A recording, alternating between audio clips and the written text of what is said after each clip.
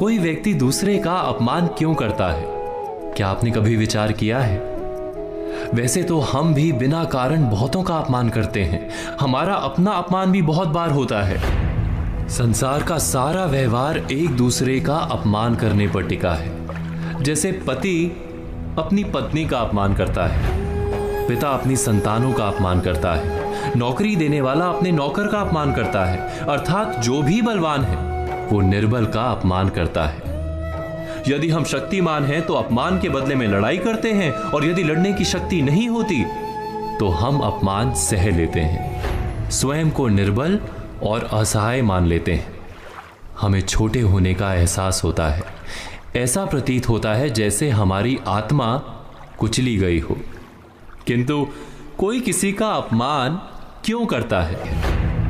जब अपमान होता है तो मनुष्य को अपनी निर्बलता का एहसास होता है, और निर्बलता का बोध मनुष्य को कुचल देता है। वो अधिक से अधिक निर्बल बन जाता है, अत्याचार सहने की आदत सी पड़ जाती है, आत्मविश्वास का नाश हो जाता है। और जब आत्मविश्वास नहीं होता तो मनुष्य शराब और जुए जैसे व्यसनों में सुख ढूंढता है, मन से रोगी बन जाता है। आखिर किसी भी मनुष्य की ऐसी दुर्गति कोई क्यों करता है? अपमान करने वाला वास्तव में क्या सिद्ध करना चाहता है?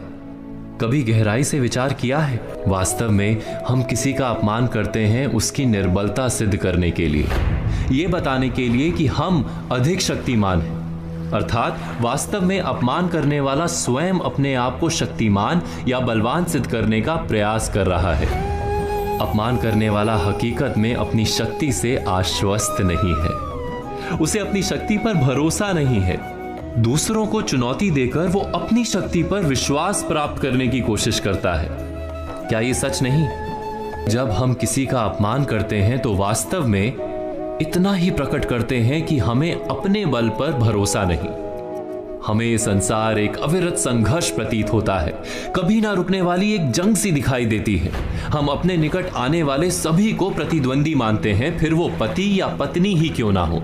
हमें निरंतर लगता है कि हमें अपनी शक्ति सिद्ध करनी होगी, अन्यथा हमारा शोषण होगा, हम किसी के गुलाम बन जाएंगे।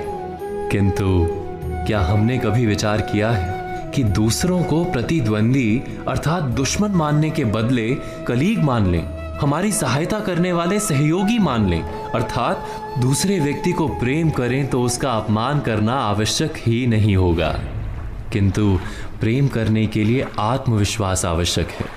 जिसे अपनी शक्ति पर विश्वास नहीं, वो प्रेम कर ही नहीं सकता।